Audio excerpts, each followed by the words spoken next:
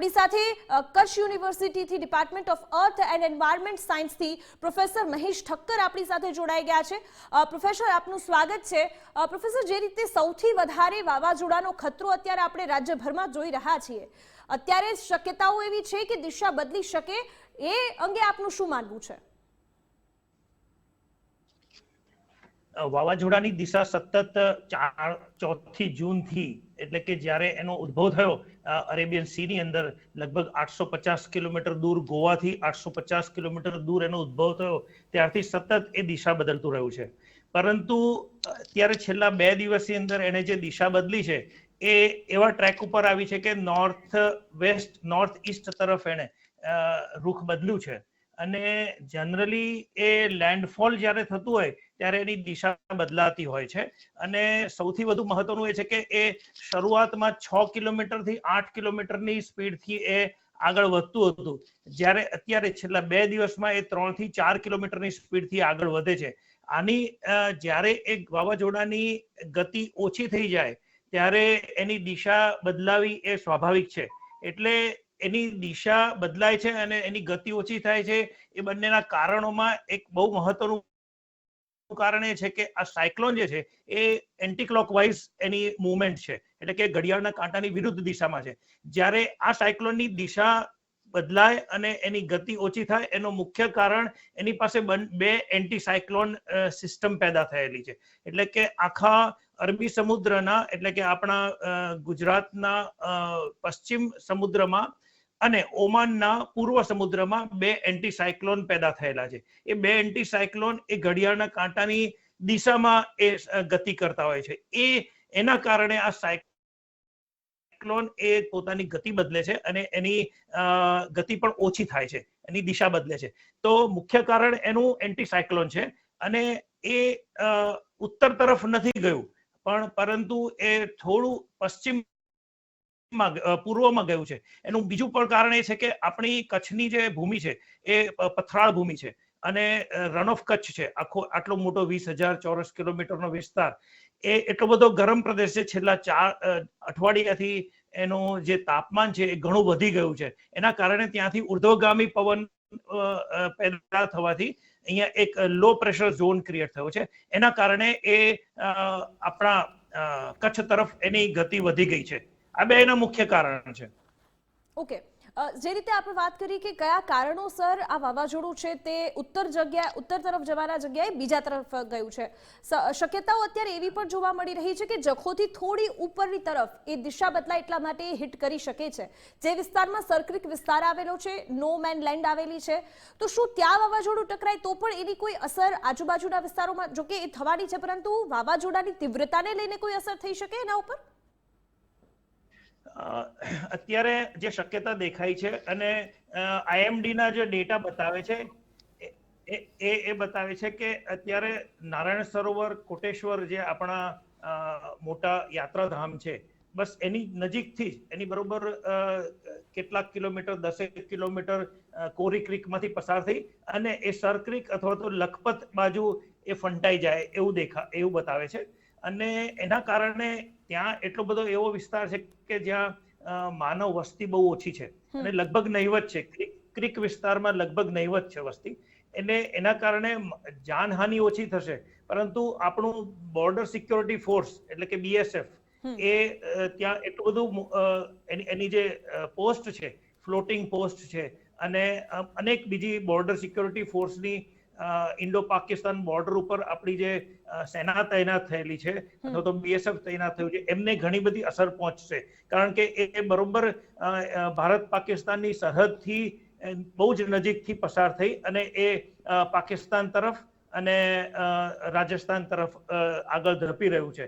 તો જાનહાનિ ન થાય, પરંતુ આપણો જે બોર્ડર એરિયાનો જે આપણો માલ સામાન છે અથવા તો આપણી ચોકીઓ છે, એ ચોકીને ઘણી બધી અસર થશે. પરંતુ મારા છેલ્લા ન્યૂઝ પ્રમાણે એ જોવા મળ્યું છે કે આપણું BSF પણ સજાગ છે અને લગભગ બધું વ્યવસ્થિત રીતે એમણે ત્યાં NDRF અને ગુજરાત સ્ટેટ ડિઝાસ્ટર રિસ્પોન્સ ટીમે કામ કરેલું છે.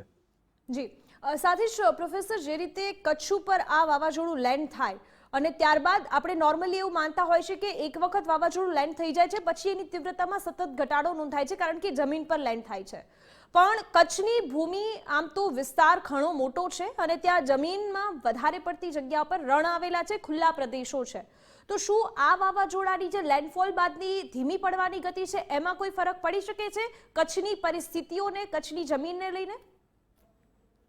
સામાન્ય રીતે જ્યારે લેન્ડફોલ થતો હોય છે ત્યારે વાવાઝોડું હંમેશા ધીમું પડી જતું હોય છે. અત્યારે આજે પણ એની ગતિ જે એની આઈની ગતિ હતી, આઈની અંદર અથવા આઈની આસપાસ, એની આંખની આસપાસની જે ગતિ હતી 165 કિલોમીટરથી ઘટીને આજે 155 કિલોમીટરથી 130 કિલોમીટર થઈ ગઈ છે.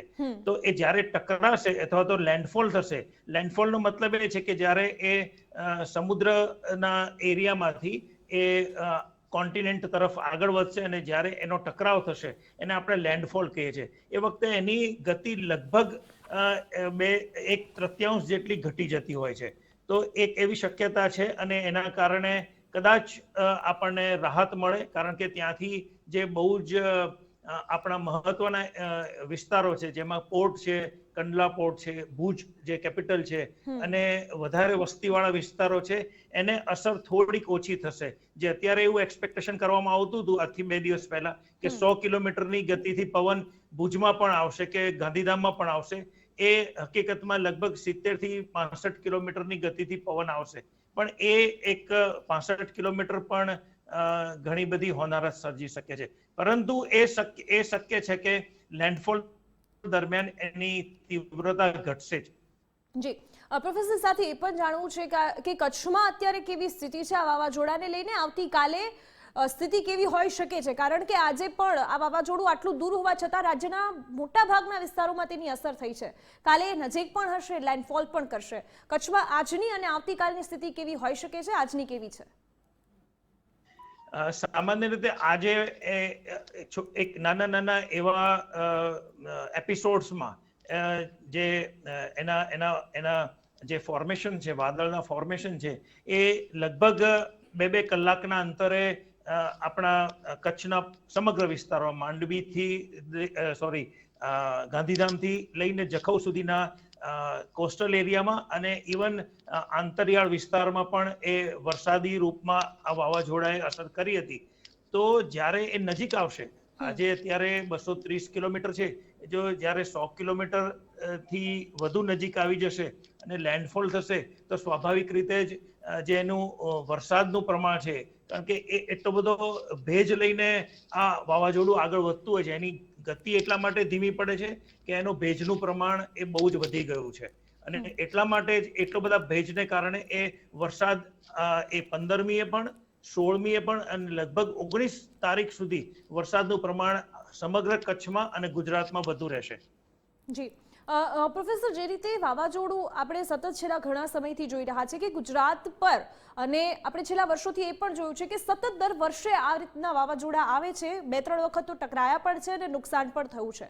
તો શું આ સતત થતી પ્રોસિજર હવે બની ગઈ છે કે રાજ્યમાં દર વર્ષે આ પ્રકારની સ્થિતિનું નિર્માણ થઈ શકે કારણ કે ગ્લોબલ વોર્મિંગ સતત વધી રહ્યું છે? તો શું આ કારણ પણ એક હોઈ શકે?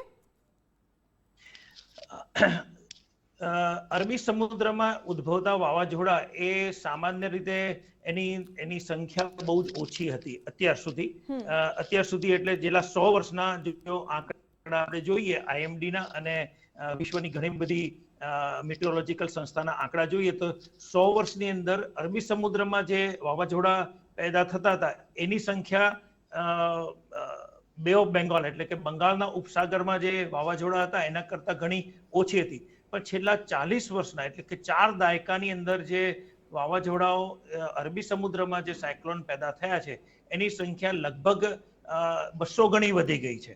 એનું મુખ્ય કારણ IPCCના રિપોર્ટ મુજબ પણ એવું કહેવામાં આવે છે કે ગ્લોબલ વોર્મિંગની અસર છે અને છેલ્લા 2021ના એક નેચર જીઓ સાયન્સના એક રિસર્ચ પેપર એના દ્વારા એ પ્રતિપાદિત થયું છે કે સી સરફેસ ટેમ્પરેચર એટલે કે સમુદ્રની સપાટીનું જે તાપમાન છે એ અરબી સમુદ્રનું લગભગ 1.2 થી 1.5 ડિગ્રી જેટલું વધવા પામ્યું છે અને એનું કારણ મુખ્ય છે કે વાવાઝોડાની સંખ્યા એ પહેલા કરતા 200 ગણી વધી ગઈ છે. ઓકે પ્રોફેસર, આપ અમારી સાથે જોડાયા, સરસ માહિતી આપી બદલ આપનો આભાર.